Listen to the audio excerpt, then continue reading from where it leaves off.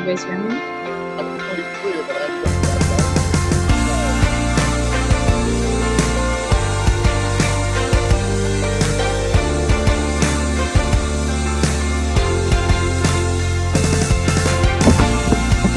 Hey, Sydney, try it again. Let's see if we got you okay.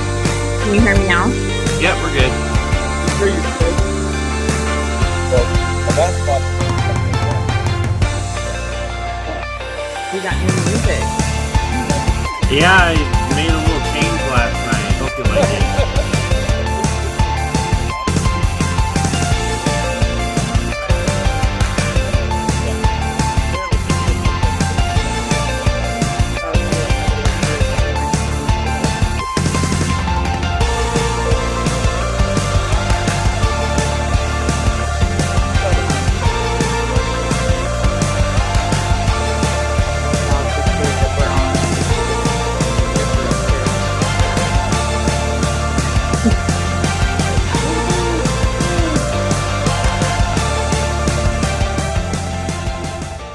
Cool, funky music like it.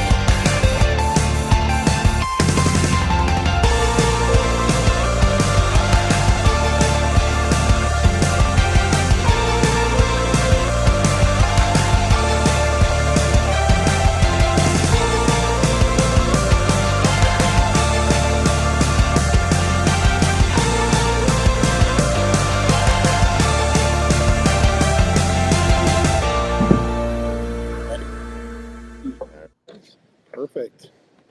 Good morning, everyone. Oh, Oh. good morning. Oh, hi. Hi, Princess. Oh my gosh, the dog. Stop.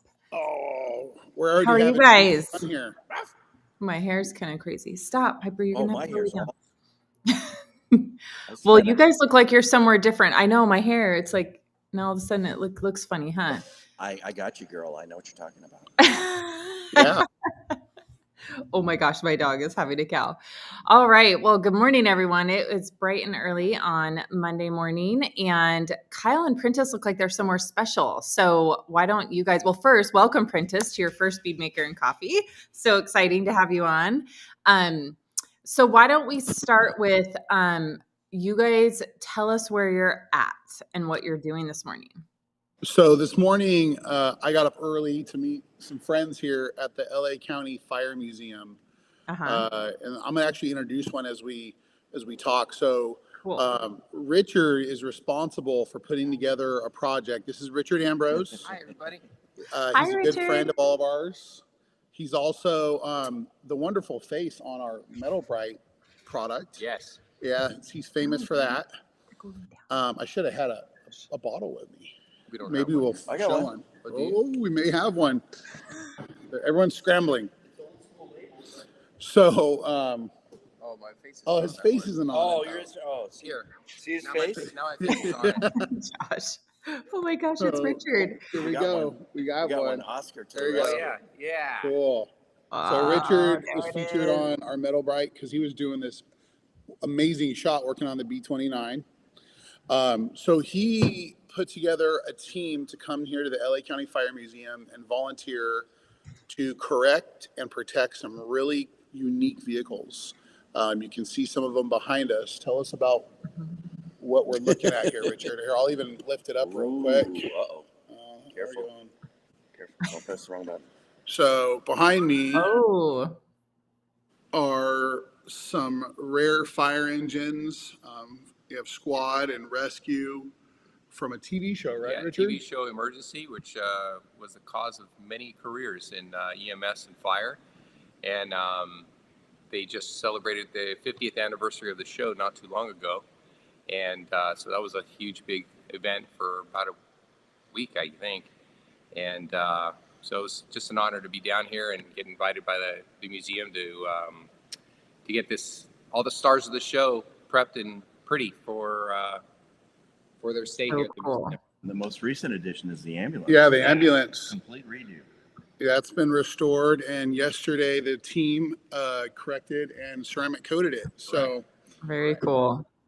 yeah, it's a way cool project, and that's one reason I wanted to get down here to do it from here. Beautiful background.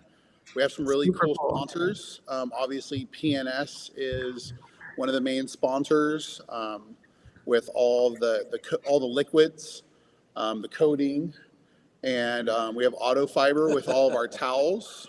There's a whole table full of towels. It's crazy. Thank you so And- much for all of that. And Buff and Shine with all the pads. So Hey guys, I have a quick little video if you want to share it. yeah, go ahead. Shows all the sponsor stuff. Very cool. Let me see if I can get it going here. There we go. No Nice. sound, but Cool. So while we're watching this, did you guys put inspiration on that ambulance? We put one coat of legend and one coat of soul. And Oh, this good morning job. We'll hit it with Very cool. oh, now there's audio. Very cool. the There we soul go. has been brought back. That's true. So this is really cool. I mean, Richard, as a fellow member of the Detail Mafia, went out of his way because this is kind of his thing. I mean, his business is called Guns and Hoses. So he is a detailer for the Ontario Police Museum. And also he's put together this project for our friends. We have friends from all over California. We're still talking. Oh, okay. It just froze over there. All over the place have come in. We have Oscar Hernandez is here with us. He got up nice and early and came in, and just a bunch of other highly qualified detailers to come and Yeah, from north to south. Protect this. California's represented here pretty well. So this is pretty cool, and I just wanted to thank Richard for putting this on, coordinating everything, guy. and I know that they appreciate it here. Well, it's a really fun event because people will say, "What's the coolest thing you've ever detailed?" And they'll immediately say, "Oh, it must be Air Force One, right?" Actually, that squad back there is the coolest thing because I grew up with this show. I watched it for 6 years, every week, every episode, and so to be detailing a vehicle that's my hero is amazing. So that makes Well, you're my hero. you Prentice. my hero. Next to. Yeah. In a room full. Tell you. Oh yeah, Just piling it on. there's some really cool vehicles here. Just old fire engines, like that they used to pull with horses. Not really engines, but pumps. There's a hot shot vehicle here from the Granite Mountain Hot Shots, from the 19 hot shots that passed away. They're Prescott. yeah, in Wow. Prescott, Arizona. It's right here. I'll show that real quick. Just really cool, unique vehicles. Just to continue the heritage, the memory of Legacy. legacy of all of this so others can see it and be inspired, and where also those who have served in the fire community can come and reminisce and remember their friends. So really cool. So thank you guys. We recommend it. Thanks for making this happen so we could be here today. My pleasure. Thank you. Enjoy the show. Very cool. See you, Richard. Don't go far because I may have a question for you in a minute. Make sure you got plenty of time to spend here. There's lots of stuff to look at. So we usually start off, Prentice, with kind of we talk about a product that we use during the week that we really liked, that kind of stood out to us. Okay. And so we're going to let Sydney go first, and then I'll have you go. Okay. And then I'll go. Okay. All right. So I have been doing a lot of coatings lately, and generally speaking, I think that probably, 7 out of 10 of them are brand new, right off the lot. Pretty easy.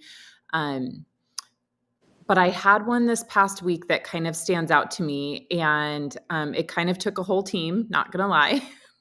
Normally I work alone. It's just me in my shop. And thank goodness I had a couple extra helping hands that showed up in Boise, and I put them to work. So I had, it was probably like a 2018, 2019 Toyota Prius Prime, and it was black, and my customer had just bought it, and they kind of bought it from one of those, where you put the coin in and whatever that Carvana thing situation. So you never really know what condition the car's in, and it was advertised as perfect.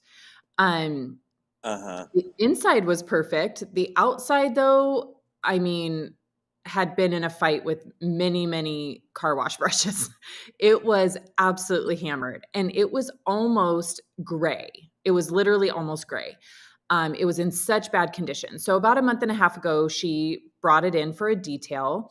And it's the old classic, like they threw Carnauba wax on it. It looked great the day they picked it up. 2 days later, they took it through the car wash, and the truth showed, right? So she thought by getting it detailed that it would make all that better. And it didn't, obviously, because we didn't take a polisher to it. And so scheduled it for a coating. So I was a little bit worried about it because, me, I'm sure you guys have all heard before, I'm not really a big fan of doing multi-step corrections, especially on black paint and very thin black paint. So, I kind of did all the measurements, let the customer know what to expect, what areas I could go hard on, which ones I couldn't. So it came in, and I was pretty nervous about it, just, because when we were doing Legend, so knowing that you're putting, a really strong coating over it, I wanted to do as much correction as possible. So after about 90 test spots, figuring out the right pad and polish and compound and all that kind of stuff, I spent an entire day on it, and which I don't normally do. So got to the end of my day, and I had to run down to the rag company to meet our guests. So in town, we had Ian from headquarters. So I'm sure you guys hear us talk about him all the time. He's great. He's the one that did our website. And so he was in town to do some work with the rag company. So I went and picked up Ian, and then Tony Mazel, who's a Mafia member, was also in town doing some work with the rag company. So I picked the two guys up. I took them to dinner. And then I said, hey, by the way, we need to run back to my shop. So we run back to the shop because I hadn't put the Legend on yet. And at this point, it's like 8:30. So we walked in the shop. We all kind of assessed it. And we're like, it looks really great. A lot of the scratches and stuff came out. But it still had this weird blue, not even a haze, just like smoke almost over it. It looked like, it wasn't a haze or anything. It was like a smoke. It looked blue. And so we were like, well, we better play with some stuff and see if we can't make it, really clear. So we tried various products from various manufacturers, really thought maybe this was the place for like a primer polish. And that looked a little bit better, but it didn't look like it was going to totally pay off. So then, as always, we always say, well, let's see what Ultracoat Polish can do, right? So as Keith Duplessis says, it's always the answer. So, we talk about this one a lot, but I have to talk about this today. It's that product that when you are in a jam and you have a weird situation, it's it's always the answer. So we hit one panel with some Ultracoat polish, and all three of us went, oh my gosh, it turned like 4 shades of darker black. It looked great, and it took out all that bluing. So then, but at that point we were committed. You know what I mean? So we had to buzz the entire car again with Ultracoat polish, but it took us about 15 minutes. I mean, we just had to, buzz over the whole thing, and it's tiny. So we did that. So the boys helped me with that. We got it knocked out, and then we all were coating. And, obviously it's always a good time when you can get together with, other detailers and stuff like that. So we had a good time, but it literally, saved our bacon on that car. It probably, it's one of those things the customer would have thought it looked fine, but I would have always seen that bluing. And so it just saved the entire correction, made it perfect. The customer was so happy. And it's just one of those products that you're always like, oh, I love this product so much because it always gets me out of the jam. So that's my product this week. I know it's been my product a couple weeks, but I still really love it. So it was awesome. So before you tell us about the product that you've used this week, let's introduce you a little bit more. Yeah. Okay. So Prentice St Clair, the director of training, tell us about, yes, we made it official. We actually made sure that he had a piece of blue tape with director of training on his shirt that he's wearing today. So we're pretty proud of that. It was a little fun ceremony we had this morning. Oh, thank you. Did you want to show it? Yeah, we can if you want. I mean, it's right here. Just, I mean, we made it. That's my shirt. Yeah, we kind of made it official. I don't know where it is. There it is. Oh, it's here. Yeah, because the reason it's on my shirt is because I have to remind myself who I am. Oh, there you go. I wrote that one. That's funny. Yeah. So tell us about what you do at PNS and your own business too. Sure. Well, I am the director of training for PNS. I've been working with Bob since 2017 in that capacity.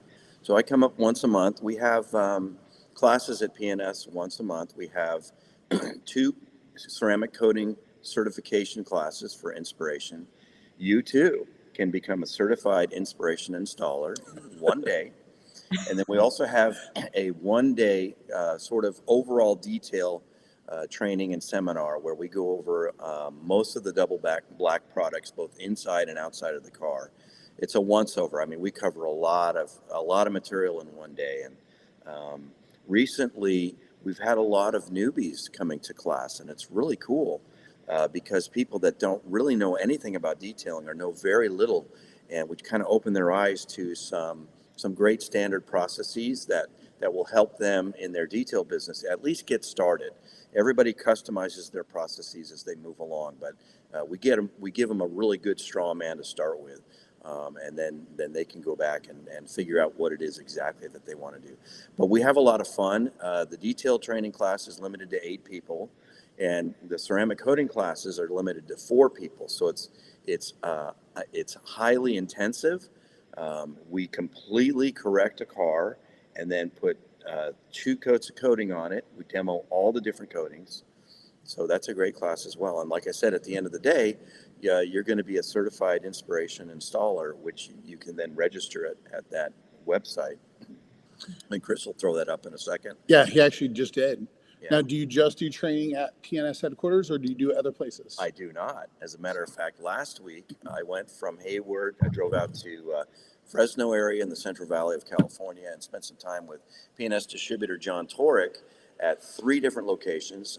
First was a body shop, and we taught them how to use the dual action machines and the PNS products to do after paint, sanding, and correction, and really helped them out because they were using just a rotary. Nothing wrong with rotary, but we made it a lot simpler for them and solved a lot of the problems that they had. And it's amazing. I met a guy named Juan at, I'm going to forget the name of the place now. It'll come back to me, but it was a dealership, and he was kind of not really the manager, but sort of the lead. And he is all about P&S products and the detailing industry in general. And I was surprised in Porterville, California, that there are fans all over the place. You just don't know where they are. It's great. So I do that. I've been out to Iowa a couple of times for the P&S distributors out there.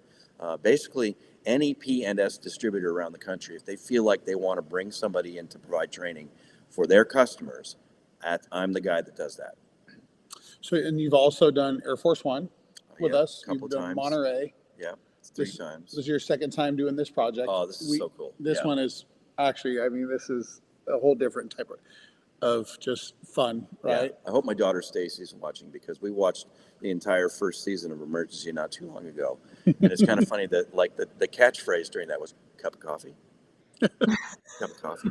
That's Sydney's favorite catchphrase. Right. Well, of course. Well, yeah, not just any coffee though. No, So it's gotta be the tell fancy. me what product you want to highlight this Yes. week. What was your Here's mine, baby. Oh. I'm telling you what. Okay, so this is from an old school, old man, hard to change my ways, gosh darn it, get off my lawn guy who I never really even understood rinseless wash. I saw it demonstrated a couple of times. It didn't make any sense to me. It looked like a whole heck of a lot of work, a lot of towels, a lot of special application of towels so you don't scratch, and I just never got into it. I've always used the synthetic chamois from SM Arnold, and it's a great product. There's nothing wrong with that product. But recently, my employee Lex and I started experimenting with Absolute, and we've just love it. It cuts down the time to wash a car by probably 2/3 for us. And even on our complete details, that's especially for regular washes, but for complete details, it cuts it down. If the car's not too dirty, we just use Absolute. Of course, we do the lower areas with normal water and chemicals, but the main body of the car. And the thing about using Absolute that we really notice is that when you're done, the car looks like it's been washed, dried, and wiped down with like paint gloss. It just looks great. And there's no extra effort. There's no streaks. And especially using the drying towels.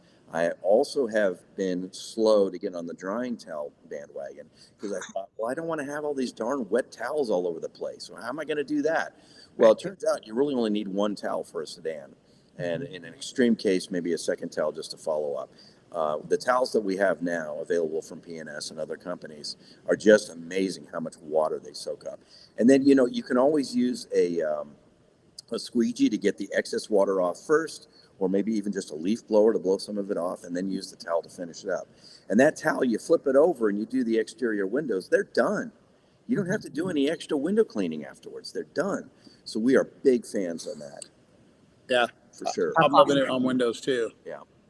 Which is pretty cool when Prentice told me what he was going to talk about, I was pretty excited because I know that he was a little bit skeptical of the rinseless idea. I don't think a lot of people understood it, for a while. But it's definitely making and it's kind of cool because we could never really wash a car at the P&S training facility because we don't have the facility for it. But now we're washing every car that comes in and demonstrating the process. And it's awesome. Fun. Everybody's like, wow, that's amazing how easy that is. It really simplifies the car wash process for sure. Yeah, when I did a training a couple weeks ago, and I wanted to make sure that we showed rinseless washing. I feel it in Southern California and California in general. It's a huge benefit to us because we don't have to use as much water, which is going to keep us out of trouble. But also, I have customers' vehicles that I don't want to use pressure and water on classic cars or cars that are kept in the garage all the time. Yeah. We literally can rinseless wash in here. Yeah. Yeah. And it is possible to do it with virtually no water on the ground. Yeah. Yep. So, it's a little bit funny how Sydney and I think sometimes because I'm also going to mention Ultracoat Polish because I had a Tesla last week that we washed. We clayed with Bead Maker. I thought this thing was going to be super quick and easy.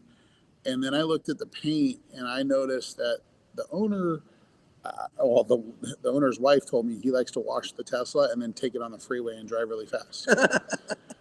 And that only works when you use spot-free water. So he was leaving water spots everywhere. And wait, you're not supposed to do that with a customer car? It sounds like fun. I've done it. But it's always fun coming back and saying, hey, your car does really well at 120 miles an hour. Exactly. And that's what you got to do. Just kidding. But I ended up busting out the Ultracoat Polish because it was ceramic coated by someone else. I was trying to preserve the coating, and it beaded water very nice. Most of it didn't need a maintenance. That's why we were there. And so with a blueberry pad and Ultracoat Polish, a really light, maybe 2 to 3 passes, all those spots were gone on most of the car. There was a couple spots I had to work a little bit more on. But yeah, Ultracoat Polish came in great for me last week, saved the day. And I was confident that we didn't remove the coating. Then we just put a new layer of bead maker on top, and we finished the job. So Ultracoat Polish was my favorite product of the week. Very cool. I was going to ask Richard. I don't know what Richard is, but Mr. Richard, Mr. Ambrose, Mr. Richard, Mr. Guns and Hoses. The best detail company name ever. So just got a cup of coffee. So since we're here working on these fire engines and fire vehicles, what is your, I guess, favorite product that you're using from PNS here? Oh, you got to put me on the spot like Yeah, that. I mean, you disappeared. Sorry. It's all good. Are we polishing anything with Metal Bright? Just pick one. No Metal Bright today. Oh, okay, so we can't mention your product. No, you can't. Okay. You can use my face.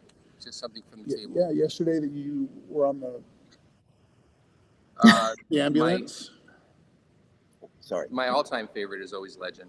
I think just for the longevity of it and the after effects of what the coating does.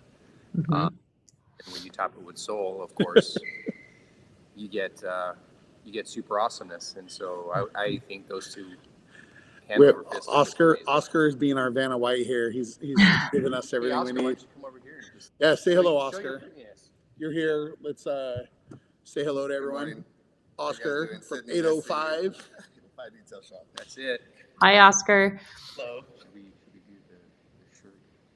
We already did show off Yeah. the shirt. Did you? But I have Yeah. something for you. You have something for me? Yeah. Oh, yeah. So the LA County Fire Museum has a quarterly publication called Fire Warden. Okay. And we did the project last year with Squad 51. You haven't seen this yet, probably. No, I have not. They put us in there, Oh, that's cool. and this is for you. Let me just put this up here. Here we are. I can add that working to away. all of my memorable events There you we've done. Thank you. Prentice, I couldn't find one of those over there yesterday. No, they You'll don't have- have. That's why I grabbed some when I was here for the 50th anniversary celebration. Hey, I'm on a And also, Chris, Ooh. I have a couple. I'll give you. oh, one. I got one for you, Chris, too. I got one for you. Okay, yeah, send it with Oscar. Oh, cool. Nice. Yeah. Awesome. That is For way you. way cool. That's a Yeah. nice shirt. Yeah. So I got that for you. Very cool. It's It's because we love Kyle. That's a gift of Detail in Progress, my company back in San Diego. oh. Okay. Business gift. It's from the director of training. No, it's from Detail in Progress. Oh. Oh, Yeah. Prentice wears many Yes, hats.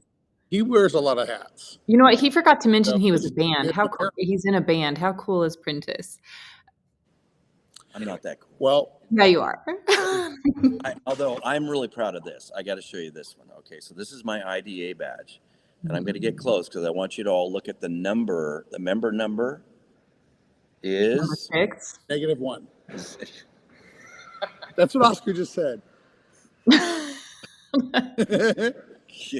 Yeah, so number 6. So I was one of the early Number ones. 6. Wow, nice. Joined in April of 2008, which is before it even technically existed. Well, That's awesome. Chris, do we have some questions? Let's get into some bead making. Really quick, I want to follow up on one thing Okay. I saw in the chat because it probably won't come up as a question. Is Tony Mazel said that UCP was surprising to use. So I just want to follow up on one thing here for those that might be new to Ultracoat Polish. So it has 2 names. So Ultracoat Polish is the original product name. That's what it's been called since 1987. And so in the pint form, and I believe probably in the gallon form, it is called Ultracoat Polish. But in the quart size, it is called UCP 1987. That is the special bottle that we kind of did a special re-release earlier this year. for UCP 1987. So it's Ultracoat Polish 1987 because that is the year that Dave made it. So Ultracoat Polish has a really great story. I think that probably tugs at our heartstrings on why we love it so much, but it is just a killer product. But I wanted to mention that since Tony in the comments called it UCP, because in the quart size, it is called UCP 1987. So I saw a couple people say they were going to go look for it. So there is 2 products. It's the same product, just different names in different sizes. So I just wanted to throw that in there real quick. To be fancy, and we were just trying to make it young and hip, but also back to 1987. Yep. So see, in the quart size, it's going to say Ultracoat Polish, and then pint size is Ultracoat Polish. Quart is UCP 1987 and has a picture of Dave on the bottle. And then the gallon is Ultracoat Polish. So just wanted to say that since I know there's going to be people going looking for it, it is the same product. Just pick which bottle you like. There you go. Yeah, I'm actually really happy with the quart size. That's one reason I want that size, because we use a lot of it. Yeah. Going through the pints too quick. Yeah. Cool. All right. Well, let's get into questions. I just didn't want to miss that. No, perfect. What do you got for us, Chris? I'm working on it. I want to give a quick shout out. We have a lot of people watching on our new Bead Maker and Coffee or Bead Maker Lounge on Facebook group. So I wanted to give a shout out to that. Thanks for everybody in that group watching. So I did see a question pop up about using Carpet Bomber and it foaming up too much. And I just wanted to comment on that. Sometimes you get excess foam because the previous detailer didn't extract the shampoo out of the carpet.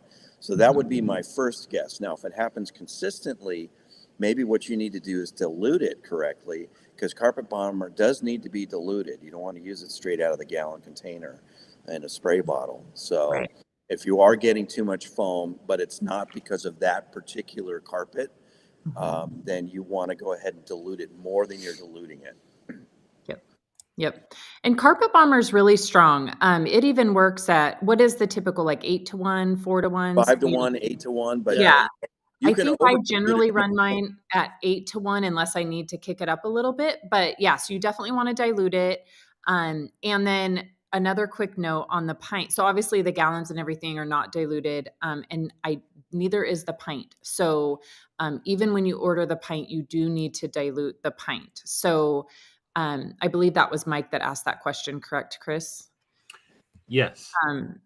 So just make sure you dilute it. The great thing about that product it is so strong, so you don't need to use it, or it works so well you don't need to use it at a super full strength or anything like that. So just dilute it down. I don't ever have any foaming, and I know that obviously with a drill brush you're going to create foam, but I don't ever have any foam. So I think it's probably just a dilution. If it's excessive, it's probably in the carpet already. And that could be very well too. Yeah, for sure.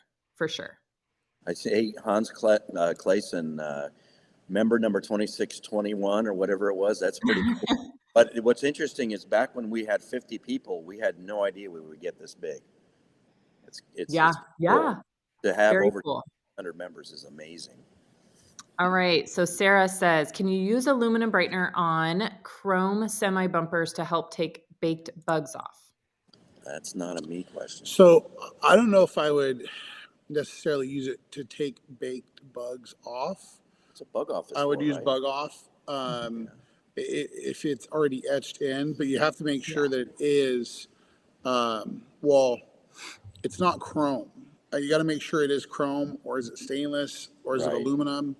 I use aluminum brightener or the water spot remover that we have to clean chrome often, front bumpers on trucks, even the fake chrome grills when they have. Safe on that. Yeah, I dilute it down, but you get calcium deposits and buildup. So I use a nice soft brush and I massage the water spot remover in there. And I would say that it does get rid of baked in bugs. You just got to really make sure that you're not putting aluminum brightener on stainless or aluminum, or you will brighten it. I think exactly. I think the simple answer is just use bug off on whatever it is. Bug off works so good. Why would you use anything else? You got to let it soak. You got to let it dwell though. Yeah. I would try bug off first. let a Doyle probably go really strong, since that seems to be the case that you're going after, and use a really good bug scrubbing type block, or the Jersey bug scrubber or something there. Then if that doesn't do it, you may want to polish it and just use some metal polish on like a foam pad.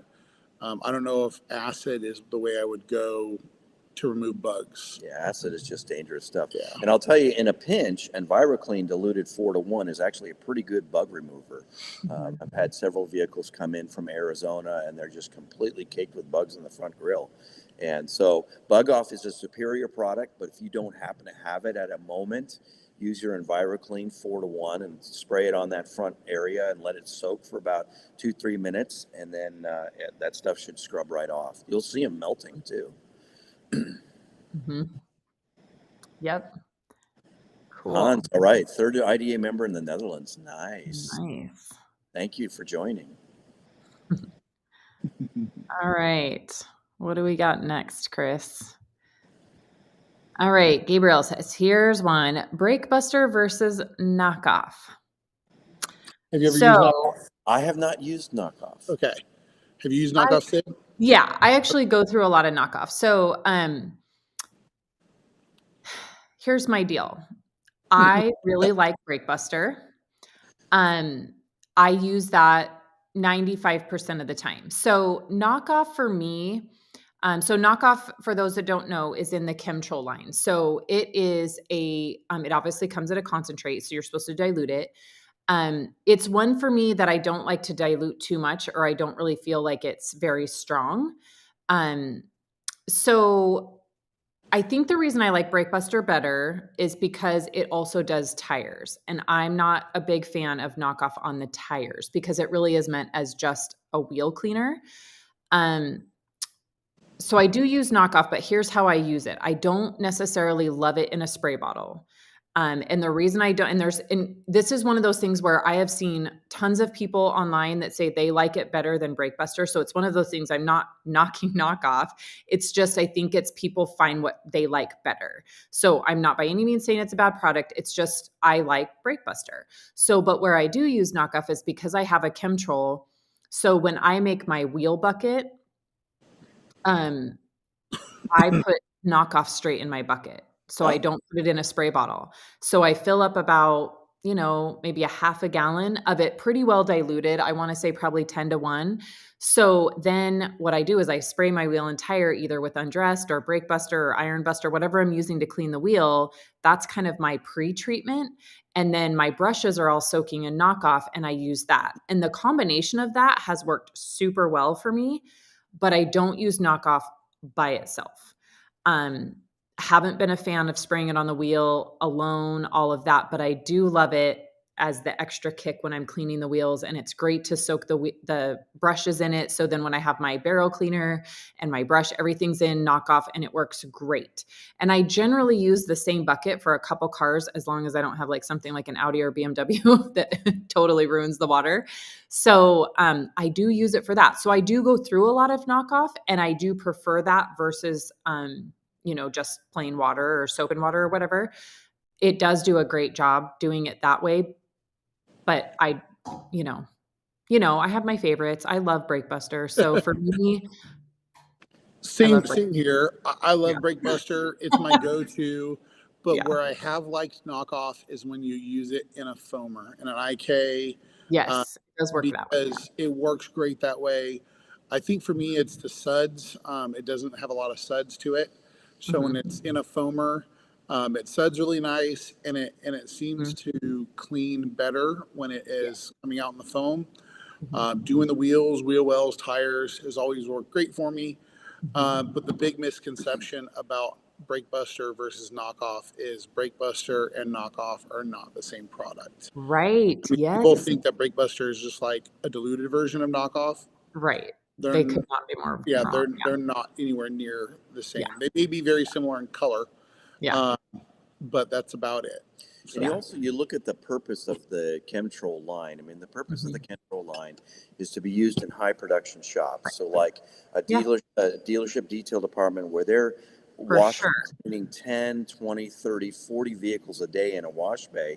They need something that is relatively inexpensive, that's going to work well every time, that can be diluted heavily. So that's kind of the purpose of it. That's not to say we can't borrow from that line, because some people prefer chemicals from those lines than from the other lines that we have. But that's really what its original purpose is. For sure. For sure. And you know what I think it is, now that I think about it, because Kyle mentioned the foam, is I really feel like the difference between BrakeBuster and KnockOff is KnockOff doesn't have the dwell time that BrakeBuster does. And I think that for those of us that are more into the details versus just cleaning the car, we like that dwell time, right? Because we know that the longer that chemical can sit on the surface and break down the, contaminants and dirt, the better the product works and the less hard we have to work. And so we like the dwell time. So when you foam it, that gives you more dwell time, because KnockOff is quite a bit thinner in viscosity than BrakeBuster. So it just doesn't have the natural dwell time unless you foam it. And so when you foam it and it can sit on the surface for a few minutes, then yes, it works great. Yep. We like the dwell time. Dwell time is important. You look at the law of mass cleaning, and that's the big box. And especially with your alkaline dilutable chemicals, if you're spraying stuff and immediately starting to scrub, you're kind of missing the point. Right. Now, obviously, if it's a really hot day, you can't do that. But if you can, that's the way to go. And also with interior products, with Terminator. A lot of times we're cleaning the inside of a car, we're doing the plastic and vinyl and leather panels. We'll go ahead and just spray Terminator on the carpeting, just let it sit in there before, and it's going to be, a half an hour before we even get to that. But it's just start breaking stuff down. So dwell time's important. Yep, for sure. For sure. All right, next up, we have Christopher with, can Absolute neutralize an acid? Can help. Yeah, I don't think it's a base enough to completely neutralize. It's better than nothing. But yeah, it would be better than nothing. If you're just rinsing with water after using an acid, you are not getting all the acid. Right. Yeah. So Absolute would be better than nothing, but really you want to use something like EnviroClean. So if you're using acid wheel cleaner, we don't like to use that, but maybe in 1% of the time that's the only thing that's going to work. Yeah. After you spray the acid on there. By the way, there is no dwell time with acid products. Right. Spray it on, start working right away. Don't spray all 4 wheels and then come back and start spraying. No. Yeah, don't do that. With acid, after you use the acid, of course, you're going to rinse it off, but then you want to come back with a spray bottle, just mist it with EnviroClean, let that sit for a little bit, then rinse that off. Then you've neutralized the Exactly. acid. Yeah. So Michael Hill just came in and said that it Absolute can neutralize up to a 4. What does that mean? Up to a 4 on the pH scale. Oh, okay. Yeah. Thanks, Michael. Oh, gotta love Michael. Yes. No, that's perfect advice. Yeah. Yeah. Well, so from below 7 is acidic. So 6, 5, 4, and then you got 3, 2, 1. Some of our wheel acids are as low as 2 or 1 on the pH scale. So Absolute will help, but it won't completely dilute it. Yeah, I always end up going to BrakeBuster or EnviroClean. Those are kind of my go-to. For some reason, if I'm doing acid on wheels, which is rare, I go to BrakeBuster. If I'm using acid to remove water spots on paint, I usually will hit it with EnviroClean, let it dwell, and then rinse it all off. So and Tony's in the comment, and that's exactly what I do. So he said he used acid over the weekend and then just used BrakeBuster to neutralize. And that's what I do too. I don't use acid on wheels, but what I do use it for is to clean emblems. So around all the letters, it's just way faster than trying to scrub them out. So during a car wash or detail, I will spray the emblems with water spot remover and then use one of the crevice tool brushes to get it clean. And then I immediately spray BrakeBuster over it and then just go back into my wash. Well, that's brilliant. That's interesting. That's really cool. I'm learning. Yeah, it works really, really good. So, I've also found that on older white vehicles where you've got all that crud around the emblems, actually BrakeBuster works pretty good by itself. Yeah. Yeah. I just and that's pretty much all that I use the water spot remover for if I'm not using it for water spots, but it works really good. It's super fast. You just use it as is on those emblems? Yeah. Yep. I just I do. spray it full strength, but it's like, I mean, you're like 30 seconds working time. So I spray it. I have my crevice tool in the water. I scrub it, immediately spray Breakbuster, scrub it again, rinse it with the Absolute, and it works perfect. It does more than one thing. It cleans the paint, so all the calcium deposits and grime that's between the letters. Yeah. But it also cleans the calcium deposits off. Most emblems are chrome. Right. And so it brightens them up. Oh, nice. And so I've been doing that for a long time. I learned that from Kyle. I was going to say I actually learned that from Kyle, but yes, it's so fast. Heavy trucks or some of those newer vehicles where people clean the grill, but you see the reflection underneath. Yes. So if you're not cleaning up, so that's what the acid does a great job of, is getting the calcium basically drip marks.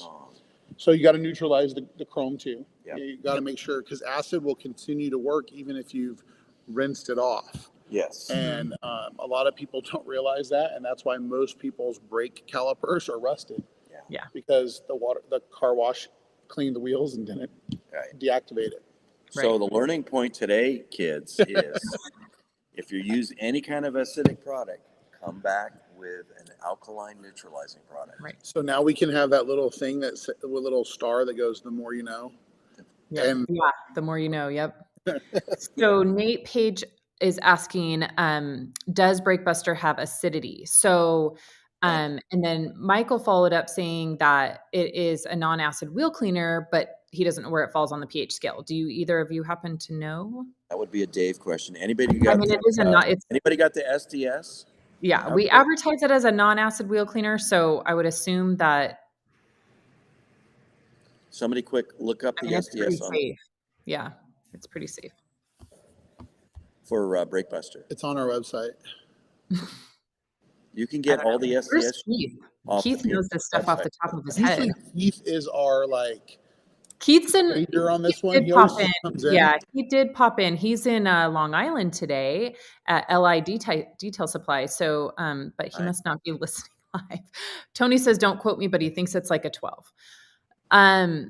Okay, we'll come back to that when we get the answer. So, Gabriel, next question, and on another one: can you lock Dave in his magic room for an air freshener? This is a touchy subject. All products smell unique and so good. An air freshener can be unique too. Don't worry, Bob. It will sell. Maybe I'm the only customer, but it will sell. Here's the deal, Gabriel. I have asked so many times, because you know what's so funny is that we literally have the Bead Maker concentrate, and I'll probably get in trouble for telling everybody this, but we actually have the Bead Maker smell concentrate. And I have asked for an air freshener so many times, like anything. Keith said pH 11. Look at that. He is listening. Good job, Keith. And so I have asked for an air freshener. I think it would do fantastic. Everybody asks for it.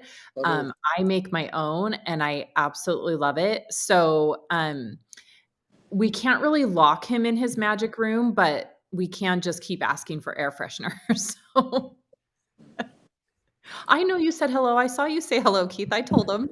Hello, Duplessis. How are you today? So yes, Gabriel, we'll keep asking for air fresheners, but I'm a big fan. That would be great. Bead Maker as an air freshener. Oh, I make it all the time. It's so great. Yeah, I laugh when people say that they actually spray themselves with Bead Maker. I'm like, oh, you don't really have to do that. There's a lot of people you'd be surprised. Kyle does it. I've done it. I'm about to go up and see a customer. I've been a little funky. I just missed some Bead Maker and walk through the mist. Oh, wow. That way when I'm at the door, I might get at least a little bit fresher, right? Mm-hmm. We're out there polishing RVs all day. It's not you get a little sweaty. Where did you learn that classic perfume application technique there, Kyle? A moment of desperation. Yeah, that's perfect. Yeah. That's what you're supposed to do. You're supposed to spray it and walk into it. I must have learned that from a commercial or something that you don't like spray it on yourself. Yeah. That's so funny. Good for your clothes. I have misted the inside of the car with Bead Maker, like underneath the back of the seats or something, So Hans says, so I shouldn't shower with Bead Maker anymore. No. Probably not. Hans, I have to spend a lot of money about every 6 weeks to have the Bead Maker stripped out of my hair. Like, no joke. Yeah. Well, you guys have no idea what it's like to be a girl. You have no idea. You guys just wash your heads with soap and it comes right off. Yes. I literally, no joke, I have to go have it stripped out of my hair. My nail lady mentions it all the time. Like my nails are coated in bead maker. She always notices like if it's harder to get my nail polish off. Like I'm totally not joking. It's hilarious, but I do have to go, and before my hair lady can do my hair, she has to strip all the bead maker off. It's pretty crazy. It's a problem you guys wouldn't know about. Ricardo says she's right. So I'm he bring- has the same problem. I'm bringing a spray bottle of bead maker sent to SEMA, and every day we'll just give it a mist. Oh, in I their love booth. it. I love Yeah. it. We'll I just love this. Bead smell Maker vision. Cologne. That's Yeah. so cool. Bead Maker Cologne. That's a great idea. Just a little bit right here. So Keith I is think I giving hate away it. the secrets. The problem, Keith, is it's not on the website anymore. So we took all the It air is fresheners not. off. It is Yeah. not. So you have to be, you have to take a trip to headquarters to buy it from Steven, or you have to order it from a distributor. or you have to call Ian and Jay. Yeah. Yes, Adam. Adam says bead maker blowout. That's exactly sure. what it is. It's exactly what it is. Brazilian Bead Maker blowout. Oh gosh. All right. So Mike says from the group, he says, I have long hair and I have to have it stripped. It's a real problem. No kidding. That's All right. So Joe says, what is the best way to clean up nasty vinyl seats on boats? Is magic eraser okay? So we're talking vinyl in boats. Kyle. Well, I know what I do. I just did some pictures recently with this really cool thing we call the Express Sidekick. I like it. Yes, you can use a magic eraser, but a magic eraser can be actually pretty abrasive. A magic eraser, when you're using it, you're actually micro scratching. So I use it It's as a pretty last rough. resort. Yeah. Vinyl on boats is touchy because you got to be careful. It is like leather; it's coated there. You can wear it through, so you got to be like take a very minimal approach and work your way up. I find myself using EnviroClean with the Express Sidekick for most vinyl on boats. If I can't get it done with that, I'm not going to go any further. Some people are using bleach. Some people are using what's that powder, Comet, or some of those cleaners. That's rough. You're gonna damage the vinyl for the future. So that's about as much as I'd go. I don't really. You can go EnviroClean full strength if it's really bad and you're trying to get a spot. But if you're going too aggressive, you're going to do some damage to the vinyl. And most of the time, people are referring to this problem as like the top edges of the seats. And that's already worn from the sun and people sliding in and out. It's oxidized. Yeah. And so if it doesn't come off with the Sidekick or some EnviroClean, there probably is some sort of home remedy stuff out there. But I don't go any further. I'm not going to risk damaging it. What I do recommend people doing, though, is when you put your cover on your boat, take white towels and cover the edges of the seats. Not any color. Because I had a customer do it with a blue towel once. Oh, no. The dye will leach. Transfer. It will transfer across. So non-dyed towels, so white, will work just fine. And that will help give it a little bit of a barrier so you don't get that heat that will kind of damage the top edges of the boat, the back of the seats. So we do have Babe's Boat Saver. Babe's Seat Saver. Yep, I was just going to bring that up. So, and I love that. So back in the day, I don't do a ton of boats, but I have a couple that I do. It's gotten easier over the years because I only have 10 or so boat customers. And so obviously when I first started doing their boats, they weren't cared for. And so I used to face this a lot more. And so back in the day, there was like 2 boats that I had to use the magic eraser on because they were so bad. But now knowing everything I've learned in the last probably 7 years about, removing factory coatings and things like that, it's kind of one of those things that it can give you big gains at the moment, but then that oxidation and staining is going to come back faster because now you've removed a layer of that vinyl and it's kind of like when you do headlight restoration, you're going to remove it all, but then you're kind of leaving it out into the elements. And so we would be relying on the customers continuing to apply that protection, like, either natural finish, or if you're using Babe's Boat Care, the seat saver, we would have to be relying on that customer continually reapplying that product to keep the seats protected. They're probably not going to do that if they came in with seats that were that dirty. So I totally agree with these guys. Use the Sidekick. That thing is amazing. It gets out most things. And then depending on what is causing the stain, a lot of the times in the boating kind of realm, it is usually mildew stains. So for those that don't know, we also have Babe's Boat Care. It's a separate line. It's obviously made by P&S, but it's sold on a separate website.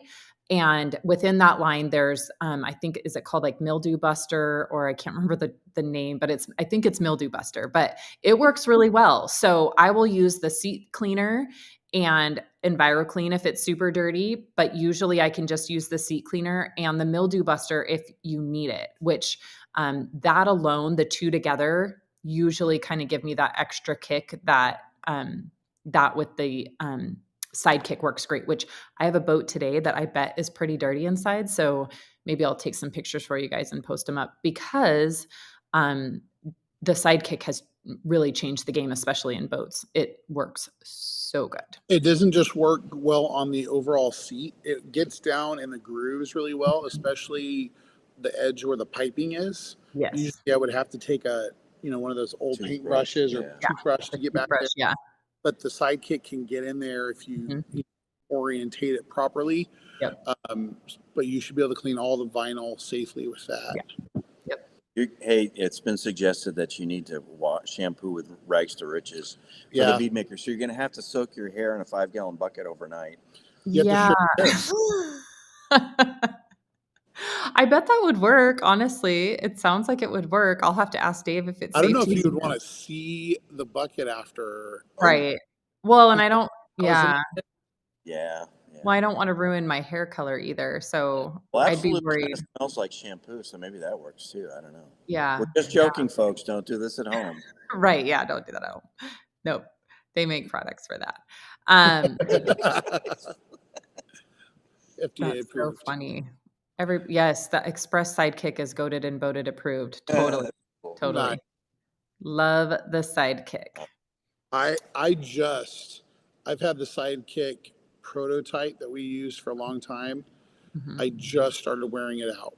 I mean, and I probably have not just cars, but over 100 vehicles it's been used on: cars, boats, RV interiors. I'm just starting to get it to the point where I'm like, okay, this is going to be downgraded to wheel wells or maybe the bottom of an airplane or something.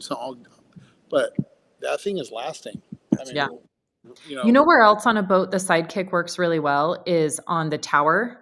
A lot of them are powder coated and they just get coated in bugs, right? And then they sit in the sun. I mean, because at least here, I mean, people are towing them back and forth to the lake. And so they just get covered in bugs. And the Sidekick is awesome.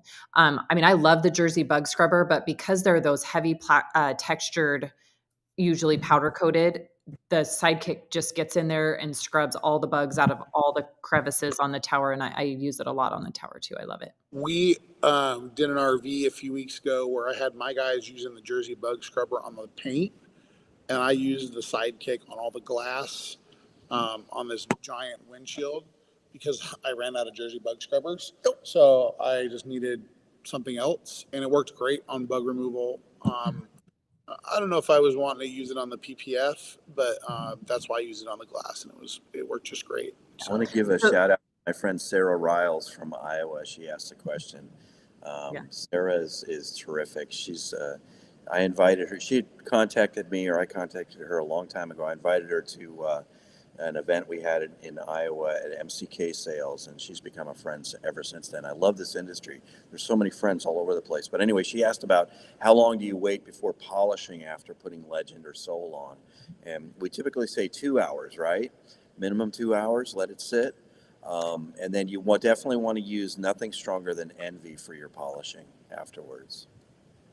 Yeah, and Dave and I have actually talked a lot about this. You really don't want to polish. You can use it if you have high spots or something like that, but really, you want to do your jeweling prior to the coating. And then, you can certainly use NV for like high spots and stuff. It works great, but generally your polishing should all be done before you put the legend or soul Yeah, on. and I use the NV afterwards. In fact, typically what we do is we have the car for 2 days, get it all prepped up in the morning, put the coating on the afternoon, and then the next day we'll come back and hit the whole thing very quickly, very softly with NV, which is for me is like an insurance policy. I guarantee that I'm going to get off any high spots, any blotchiness with a real light polish, and then bead maker after that. So that's another way. Yeah. Yeah, I think, you can do it that way. I like to just let the coating cure. So, find what works best for you. But I like, especially if you're putting Soul on, Soul's pretty, sensitive. So I would definitely, let the coating cure first. And I, try to do your polishing all before you put the coating on, because obviously it's not gonna make any difference in anything that's going on the paint after you put the coating on. So yeah, just let it have time to cure and everything. That'll be good. But it's totally safe. And I like to just do it by a towel to fix any high spots or anything like that. I want to know which Facebook user said they need to kick me off. I mean, That was William. oh, well, William, you're no longer in my fan club. Of course. That's so funny. Hey, the leader of my fan club's here. That's Richard. Nice. Yeah, William's yours. You can have him. All right. So Edward says, how can I get ink pen mark out of a leather door panel? Ooh, that's a tough one. Well, I'll tell you what, you're probably not going to get all of it out because that ink has transferred into the dye of the leather, and the only way to get it out is to sand off the leather coating. Of course, we don't want to do that. Now, some of the interior repair supply companies have specialty products for removing ink from leather, and they sort of work. So you can certainly try that, but you're never going to get it all out. So obviously with ink, anytime you're dealing with ink, you want to overpromise and I mean under promise and over deliver. Jeez. Anyway, so tell your customer I'm not going to be able to get it all out. I'll try to get some of it. Yeah, one thing that I've had success with, one of those specialty products on Amazon, there's a product called Leather Transfer Cleaner, or it's like a clear bottle with a little orange and yellow label. It is as aggressive as you could possibly get, except for using like acetone, and acetone will ruin leather. So it is like as good as you can. There's also a product called the Glip Stick. Yeah. And from Gliptone, and that's another good product. I would use the Sidekick, and I would probably use something like EnviroClean. I push the envelope with maybe another product that I'm not going to mention just so I don't get in trouble, but it's one of ours. But yeah, the Sidekick is kind of as close as you're going to get to sanding, but not abrading too much. Yeah, you could use the magic foam eraser, but again, you're going to be taking off some of that leather coating. You're wearing it down. But maybe that's the only thing that gets rid of the ink stain too. And if it's too bad, you may be doing a leather repainting service, a re-dye service, which probably should get trained. But there's a few products out there that are special to that. They're always good to have as a just a backup, or if you're ever in a pinch. Yeah. And always good to mention on situations like this is make sure that if you are, telling the customer that you're going to remove the ink pen out of that door panel, make sure that one, you know exactly what you're doing and that you're charging accordingly for that service, because you are kind of putting their vehicle at risk. You're kind of putting yourself at risk. So make sure that you're charging accordingly and, giving accurate results. So for me, usually I let my customers know if they come in and they say, my son drew all over the back of my seat, can you get that out? I say, I will try everything that I have, but that is a situation that can really go bad really fast. So I will try everything that I safely can. And if I can't get it out, you will have to actually take it to a interior repair facility, because it's just something that I don't want to put the risk on my business And I know that if I, so if you have all the stuff, great, but I don't have all the stuff from those leather repair companies. And if I were to invest in the training and invest in that material, you need to make sure you're charging for that service. So, don't just throw everything, the magic eraser and Comet at it just because you're trying to save the day, because it really can kind of come back to bite you and not leave a good result for the customer. So, let them know you'll do what you can. And if you do have the items to actually fully repair it, make sure you're charging for it, because it is one of those things that it ups your risk level for having an insurance claim. Yeah, there would be nothing worse than you to, make an attempt to fix the problem for someone, Right. and you don't get it out, or maybe you damage it. Yeah. Now you're liable, and maybe they're going to want you to pay to redo the whole section. Right. So this is one of those situations where you may want to get like an approval signature that they've, said that they will allow you to make this attempt and you're not liable, kind of a release of liability, because it is one of those things that could really screw you up. Yeah. Yeah, that's the best advice we could give you. Good luck with it. This will be fun. Hopefully it's pretty fresh. The fresher it is, the better.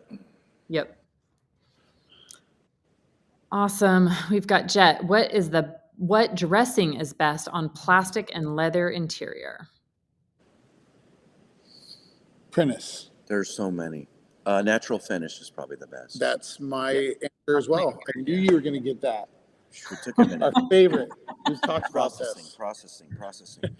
Yeah, and the funny thing about natural finish is it acts about the same way as dynamic diluted 4-to-1. It's not the same chemical, similar, but natural finish is like the title says. When you're done with it, it has a natural finish. I do still recommend wiping it on generously, coming back with a clean interior towel, and buffing off the excess. Then it looks really cool. It looks like it just came from the factory, the car. Yeah. And my other answer would be the actual leather. Our leather treatment too. Mm-hmm. It works great on plastics and leather. To hydrate as well. It's just going to cost a little bit more. Yep. Yeah. You're going to use a little bit more of it. Yeah, there's some technicians out there that use nothing but leather treatment inside the car, and it looks great. Yeah. Yep. Both of those. Natural finish is my absolute go-to. And then the leather treatment, I definitely grab that. If I'm kind of doing an upgraded service, or for sure, if the leather's really dry, I always do the leather treatment because it is so hydrating. But yeah, mainly for me, the majority of what I do is maintenance details. And so I use a lot of natural finish. Huge fan of that product. And then the leather treatment is just it's just the special treatment. So with the next question that just popped up, Chris can bring it up. I kind of want to start a revolution, and I think we need to get people to start emailing PNS and saying, bring back. Don't tell him to email Ian. Ian's already going to get flooded with the bead maker scent. Well, we do have it in pints, and we sell it online in pints. Mm-hmm. But I think here's the part of the problem. It's going to be expensive. Yeah. Because of the emulsion and the dressing. So, I mean, it'll be expensive in the gallon form. In the gallon form. In the gallon form, it will be. But when you do the math and break it down into pints, it's still going to be a really solid product for that price. I don't want to speak out of turn, but I really thought it was a supply issue. You can't get the silicone that's in dynamic. That makes we can get it. It's just crazy expensive, and the amount of silicone that goes into it. So it was a supply issue, but it's also a cost issue. So the supply was that if we made dynamic, it threatened the ability to make other products, because I can't remember, Bob had given us the numbers at one point, but there's silicone in a lot of stuff. Yes. Yeah, there's silicone in a lot of stuff, but it was something like, he had kind of told us how many gallons of dynamic they could make if you had like this batch of silicone, and then for all the other products, it was like this many, And so it was just that they were so expensive, and a year ago, nobody would have wanted to pay that price. I think the supply issue is getting a lot better. I believe I've heard the price is coming down a little bit. So, but if it does come back, it will be more than it was before, for sure. but it will be still a really good value, because before, and that's why we came out with those ready to use pints, was because, if people would buy the gallon and make their own pint, it was like $4 a pint or something. It was really, really cost effective. It's just that gallon purchase seemed crazy, but it really wasn't. And so, now it might cost, I don't know, $8 a pint, which will still be awesome. I think, like Sydney said, I think it's becoming more available. It's just going to be expensive compared to our other dressings, which also went up in price because of silicone, and they're different silicones. And so hopefully we have an answer for that soon, but they may need to know how much you guys love it. Yeah. And I know another thing that's on Dave's mind, and we joke about this, is we don't want to pull a McDonald's McRib situation. Yeah, you don't want to take it away, give it back, take it away, give it back. So I think Dave and Bob's, one of their big feelings on Dynamic is that they don't want to put it back until they are confident that it can stay for a good long while. Yeah. So, they don't want to just make some batches and then take it away, so hopefully soon. I'm still hoarding. There might be. I was just going to say, there's going to be. If we do that, it's going to be a bunch of hoarding. Yeah.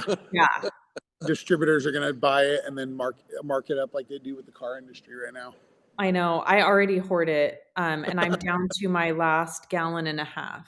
So I'm getting a little bit nervous. You know what? So I'll mention this. I've been really loving using Dressed. It's a place in my business now where I would use Dynamic in the past. So, but Dressed has kind of taken over all of my, we'll say, low level washes, like my fleet stuff, maybe some of the RVs and big rigs that I do. And I'm really loving Dressed there. And then I'm having Wipe and Shine is going on all my ceramic coated vehicles, just because the no sling and the no buy. So I'm able to stretch my Dynamic out for those times when someone wants some really shiny tires or it's going to a show. So I've just found a place that I use it, and it's kind of become more for premium service because I'm charging for it. But I'm just trying to stretch it out using our other dressings in those places. Yeah. You know what I do? I'm going to tell you what I do, my little hack real quick. And then we have one more question. I didn't realize what time it was. It's very late. So my one little hack that I'm doing to stretch my Dynamic is I put 14 ounces of natural finish in a pint, which you can easily get, right? And then I add 2 ounces of Dynamic. Perfect. Just mixing them and boosting it. That's cool. It's perfect. So 2 ounces. So at this point, I'm using about 2 ounces of Dynamic a week. So I should be good for, 6 more months if anybody's listening. I'm going to need some Dynamic. All right. So one last question. This one's going to be for Kyle. Joe says, what is the best way to IronX, or Iron Buster in our case, a vehicle outside in Arizona? For global detailers, doing iron remover outside is the right way to do iron remover. Sorry, Sydney saw it. That's awesome. You're gonna have to work fast on the side of the vehicle that's gonna be hot in the sun. You probably need to have an easy up. You probably need to cool the paint down. And the other thing is, 2 factors I always think about is if it's regular, just a normal driveway, I don't have a problem with it. But if it is like really nice high-end driveway, or like cobblestone, or like brick, I always like to rinse the driveway down a little bit and make it wet so it dilutes it. So you don't kind of soak it in right away. And then I just like to rinse it all the way down when I'm done, and make sure that I don't leave any sitting on the customer's driveway. But you're going to have to keep it cool, get it out of the sun. If it dries, you can, if it starts to dry, just reactivate it, but don't let it dry fully. You don't want those drips to dry. That wouldn't be a good thing, especially on like any white or single stage paint. That's not good. So you may just have to mist it on, and then just take the pressure washer and just kind of mist water on to keep it active. And you're going to have to clay it with your clay towel probably at the same time to keep it moving. That's a problem. In California too, it can be a problem in the summer. Good thing is it's cooler, and it's going to be cooler in Arizona for the next few months. So that should be good for you. Yep. Cool. Yeah. Well, this was a treat having our director of training here. Yes, thank you. Thank Real you. quick, Let's answer this real quick. did we answer that one? No, we didn't. And I wanted to go back to that. So thank you, Which Chris. one? How often do you wash the Sidekick? Because Kyle and I have different answers for this. Yeah. I wash mine after every single use because I am crazy and I'm afraid to reuse stuff. Kyle, what's your answer? So, well, I have a bunch of them. So I don't just have like one or Right. two. And I have a bunch too. Yeah. But I kind of clean them as I go. Sometimes I'll walk back to the van, take the hose, and just rinse it out.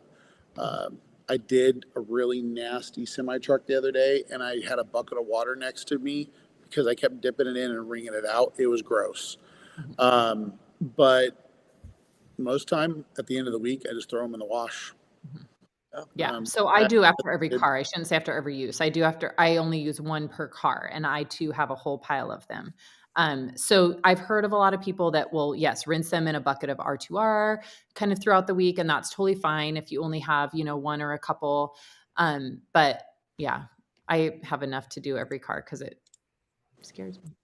Yeah, it really, if the car is just on express, light scrub and wipe down, I just rinse it out. If it's nasty, I got to keep it clean the whole time. And then I just toss it in. I have a wash bin. I just toss it in there and I'll wash them at the end of the week. And I just use a fresh one. So. And then we forgot to mention next Monday, 1 week from today. Oh, yeah. We all head to SEMA, and PNS has not been to SEMA since 2019. So we all are so excited. So the whole team is going. So make sure that you follow us on all the social media platforms, as well as join the Facebook group, the Beadmaker Lounge, if you have not yet, because there will probably be more content in there just because we don't get trapped by the algorithms and all that kind of stuff. So there will be more in there, but make sure you follow us. We'll have great peeks inside SEMA in case you're not going. If you are going, we are in the West Hall. I do not know what booth number, but I promise you'll be able to find us. And it's going to be so exciting. I can't wait. And then we'll be back the Monday following SEMA with another Beadmaker and Coffee. But we are so excited to head to SEMA. Well, that's when we'll do our SEMA recap and talk. Maybe we'll share some pictures of the people that Steven. I know you need to become his best friend real quick. He has a 5-gallon of Dynamic on his back shelf. And the bidding starts at? Right. Or begging if you're. Yeah, that's going on eBay, No, Steven's buying a new car. Steven, sell 1 quart at a time, buddy. Yeah. He's selling it by the ounce, by the dime. That's so $10 an ounce. It's our drug dealer now. Yeah, come to SEMA. Come see all the team PNS. Yeah. Chris and Rennie and Prentice and me and Sid and Keith and Bob and Dave and everybody. Come ask questions. Good one, Tony. And let's just have a great time. I know that we have an event. There's events every night at SEMA, but Rennie's party is Wednesday night. You can go online and sign up. That's going to be that. So cool. So yeah, come say hello and let's have a great time at SEMA reconnecting. Yeah. Yep. All right, guys. Well, thanks for joining us today. Thank you, Prentice. You guys have an awesome day. I'm sure I'll check in with you later. I'm going to freeze and work on this boat. So you guys have an awesome day, and I will see you both in 1 week. All right. Thanks. All right.